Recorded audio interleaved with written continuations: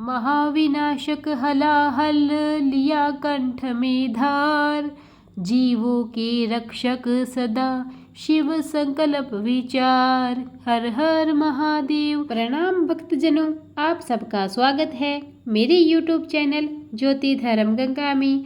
आज मैं आपके लिए श्रावण मास महात्म्य के 15वें दिन की कथा लेकर आई हूँ। इससे पहले के 14 अध्याय मैंने अपने पेज ज्योति धर्म गंगा पर डाल दिए हैं, आप वहां से उन्हें श्रवण कर सकते हैं। आज हम सुपोदन छठी व्रत तथा अर्क विवाह विधि का वर्णन करेंगे। संत कुमार ने शिव से कहा, हे देवेश, नागों का आश्चर्यजनक पंचमी व्रत मैंने सुन लिया। हे देवेश, अब आप छठी के रोज किए जाने वाले व्रत को कहें। इस व्रत का क्या नाम है तथा इसका क्या विधान है। ईश्वर बोले, हे विपेंद्र, श्रावण मास के शुक्ल पक्ष की छठी तिथि को महामृत्यु निवाशक उत्तम सुपोदन नाम का व्रत करें। शिवालय में या फिर घर पर प्रयत्न पूर्वक शिव का अर्चन करें। सविधि दाल, आटे, भात का नैवेद्य, नमक सहित आम का साग, ब्राह्मणों को नैवेद्य पदार्थों का वायन दे। जो विधि से इस व्रत को करता है उसे अनंत पुण्य मिलता है। इस प्रकरण में लोग एक प्राचीन कहानी सुनाते हैं जो कि इस प्रकार से है। प्राचीन समय में रोहित नाम का एक राजा था। काफी समय बीतने के बाद भी उसे पुत्र रत्न की प्राप्ति नहीं हुई। तब पुत्र की अभिलाषा में उस राजा ने अत्यंत कठोर तप किया। ब्रह्मा जी ने राजा से कहा कि तुम्हारे भाग्य में पुत्र नहीं है। तब भी पुत्र की लालसा में वह राजा अपनी तपस्या से जरा भी विचलित नहीं हुआ। इसके बाद राजा तपस्या करते करते संकटग्रस्त हो गए। तब ब्रह्मा जी पुनः प्रकट हुए और कहने लगे, मैंने आपको पुत्र का वर तो दे दिया है, लेकिन आपका पुत्र अल्प आयु होगा। तब राजा तथा उसकी पत्नी दोनों ने विचार किया कि इससे रानी का बांझपन तो दूर हो जाएगा, संतानहीनता की निंदा नहीं होगी। कुछ समय बीत जाने के बाद ब्रह्मा जी के वरदान से उन्हें पुत्र प्राप्त हुआ। राजा ने विधि पूर्वक उसके जात कर्म आदि सभी संस्कार करवाए। दक्षिणा नाम वाली उस रानी व राजा ने अपने पुत्र का नाम शिवदत्त रखा। उचित समय आने पर भयभीत चित्त वाले राजा ने पुत्र का यज्ञोपवीत संस्कार किया, किंतु राजा ने उसकी मृत्यु के भय से उसका विवाह नहीं किया।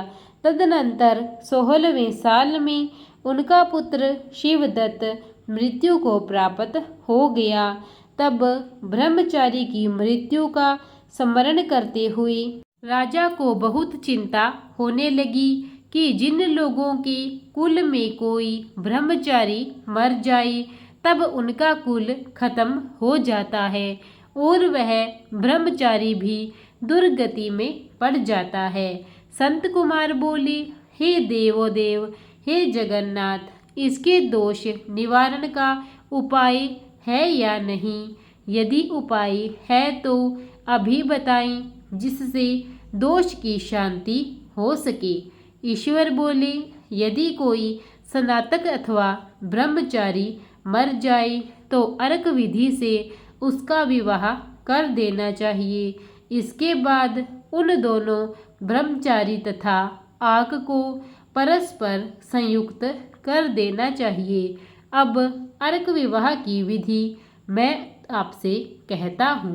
मृतक का गोत्र, नाम आदि लेकर देश काल का उच्चारण करते हुए कहें कि मैं मृत ब्रह्मचारी के दोष निवारण हेतु वे सर्गिक व्रत करता हूँ। सर्वप्रथम स्वर्ण से अभ्युदिक करके अग्नि स्थापना कर आघार होम करके चारों आहुतियों में ओम भूर्भुवः स्वः तस्य वितुर्वरेण्यं भर्गो देवस्य धीमहि धियो यो नः प्रचोदयात्। इस मंत्र से हवन करना चाहिए। इसके बाद व्रत अनुष्ठान के उत्तम फल के निमित्त व्रतपति अग्नि के संपादनार्थ विश्व देवों के लिए घृत की आहुति डालें। इसके बाद स्विष्टकृत होम करके अवशिष्ट होम संपन्न करें। पुनः देश काल का उच्चारण करके इस प्रकार बोले, मैं अर्क विवाह करूँगा। उसके बाद स्वर्ण से अभ्युदिक कृत्य करके अर्क शाखा तथा मृतक की देह को तेल तथा हल्दी से लिप्त करके पीले सूत से विशिष्ट करें और पीले रंग के 2 वस्त्रों से उन्हें ढक दें। इसके बाद अग्नि स्थापना करें और विवाह विधि में प्रयुक्त योजक नामक अग्नि में आघार होम करें। वह अग्नि के लिए आज्य होम करें। उसके बाद चारों आहुतियों से ओम भू ओम भूव ओम स्वः ओम मः बृहस्पति तथा कामदेव के लिए आहुति प्रदान करें। पुनः घी से स्विष्टकृत होम करके संपूर्ण हवन कर्म समाप्त करें। उसके बाद आग की डाली तथा मृतक के शव को विधि पूर्वक जला दें। मृतक अथवा म्रियमाण के निमित्त 6 वर्ष तक इस व्रत का अनुष्ठान करना चाहिए। इस अवसर पर 30 ब्रह्मचारियों को नवीन कौपीन वस्त्र प्रदान करना चाहिए और हस्त प्रमाण अथवा कान तक लंबाई वाले दंड तथा कृष्ण मृग चर्म भी प्रदान करने चाहिए। उन्हें चरण पादुका, छत्र, माला, गोपी चंदन, प्रवाल मणि की माला तथा अनेक आभूषण समर्पित करने चाहिए। इस विधान से व्रत करने पर कोई भी विघ्न नहीं होता है। ईश्वर बोले, ब्राह्मणों से यह सुनकर राजा ने मन में यह विचार किया कि यह अर्क विवाह तो मुझे गौण प्रतीत होता है, मुख्य नहीं, क्योंकि कोई भी व्यक्ति मरे हुए को अपनी कन्या नहीं देता। मैं राजा हूँ, अतः मैं उस व्यक्ति को अनेक रत्न तथा धन दूंगा जो कोई भी इसकी वधू के रूप में अपनी कन्या प्रदान करेगा। उस नगर में एक ब्राह्मण था। उस समय वह किसी दूसरे नगर में गया हुआ था। उसकी एक सुंदर पुत्री थी जिसकी माता की मृत्यु पहले ही हो चुकी थी। ब्राह्मण की दूसरी पत्नी थी जो ब्राह्मण की पुत्री के प्रति बुरे विचार रखती थी तथा दुष्ट मन वाली थी। कन्या 10 वर्ष की थी तथा दीन थी और अपनी सौतेली माता के अधीन थी। अतः सौतेली माता ने द्वेष तथा अत्यधिक धन के लालच में 1 लाख मुद्रा लेकर उस कन्या को मृतक राजकुमार के लिए दे दिया। कन्या को लेकर राजा के लोग नदी के तट पर शमशान भूमि में राजकुमार के पास ले गए और शव के साथ उसका विवाह कर दिया।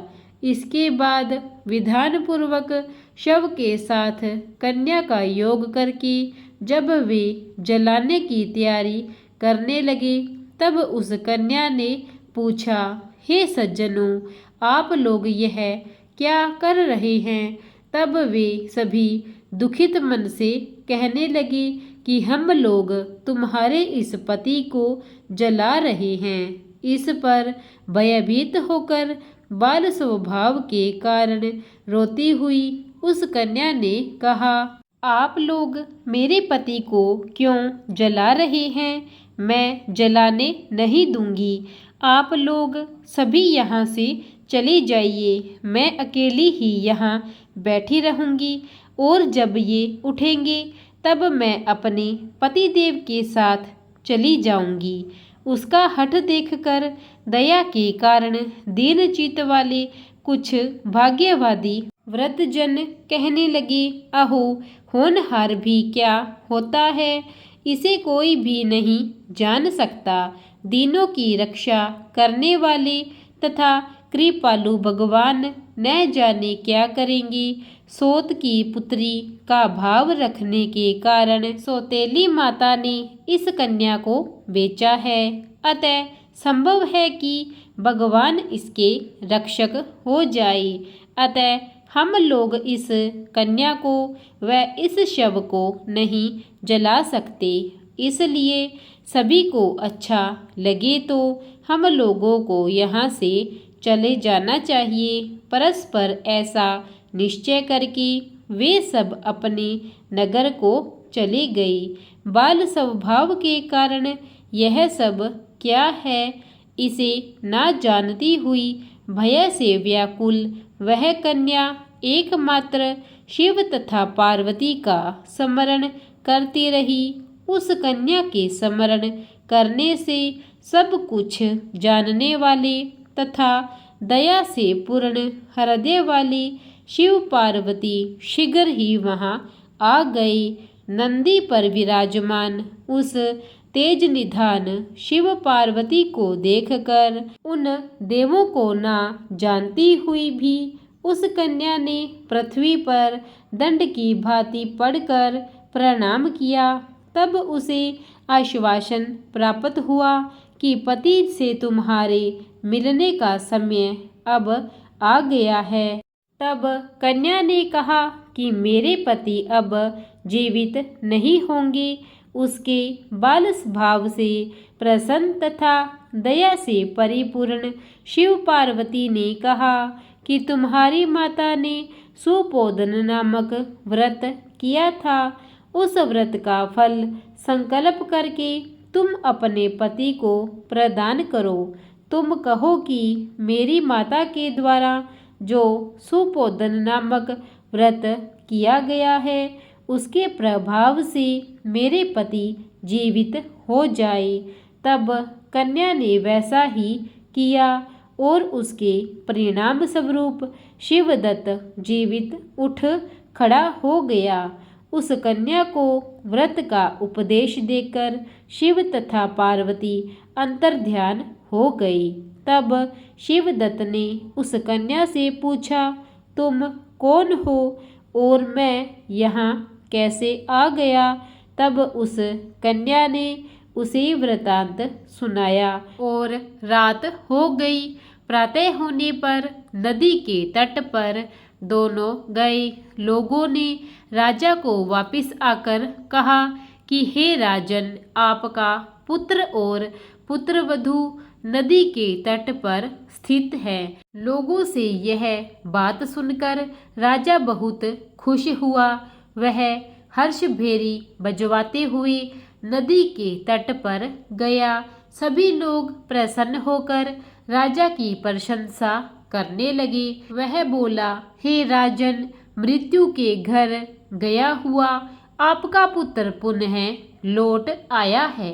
इस पर राजा पुत्रवधू की प्रशंसा करने लगे और बोले कि लोग मेरी प्रशंसा क्यों कर रहे हैं? प्रशंसा के योग्य तो यह वधू है। मैं तो भाग्यहीन तथा अधम हूँ। धन्य और सौभाग्यशालिनी तो यह पुत्रवधू है, क्योंकि इसी के पुण्य प्रभाव से मेरा पुत्र जीवित हुआ है। इस प्रकार अपनी पुत्रवधू की प्रशंसा करके राजा ने दान तथा सम्मान के साथ श्रेष्ठ ब्राह्मणों का पूजन किया और ग्राम से बाहर ले जाए गए मृत व्यक्ति के पुनः ग्राम में प्रवेश कराने से संबंधित शांति की विधि को ब्राह्मणों के निर्देश पर विधिपूर्वक संपन्न किया। हे वत्स, इस प्रकार मैंने आपसे यह सुपोदन नामक व्रत कहा। इसे 5 वर्ष तक करने के अनंतर उद्यापन करना चाहिए।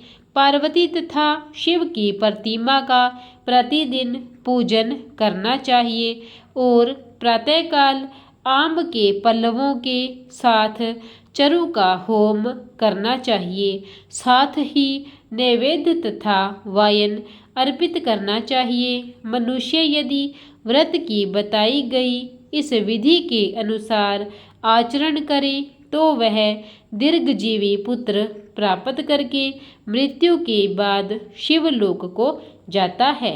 इस प्रकार श्री स्कंद पुराण के अंतर्गत ईश्वर संत कुमार संवाद में श्रावण मास महात्म्य में सुपोदन षठी व्रत कथन नामक 15वां अध्याय पूर्ण हुआ। प्रेम से बोलिए हर हर महादेव।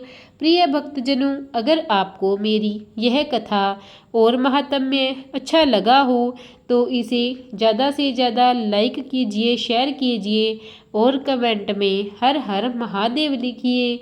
और अगर आप मेरे चैनल पर नए हैं, आपने अब तक मेरे चैनल को सब्सक्राइब नहीं किया है तो कृपा करके उसे सब्सक्राइब कीजिए और बेल आइकन दबा दीजिए ताकि नित्य मेरी सभी वीडियो सर्वप्रथम आप तक पहुंचती रहे। धन्यवाद।